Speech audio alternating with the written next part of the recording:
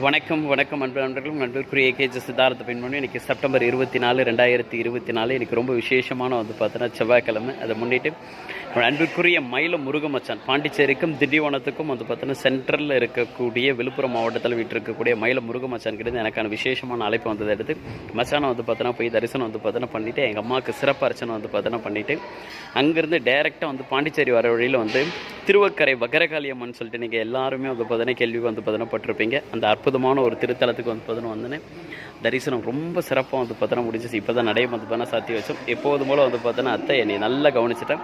2021 நான் இங்கே பார்த்தோன்னா வந்தேன். அதோடு இப்போ தான் பார்த்தோன்னா வரேங்களே.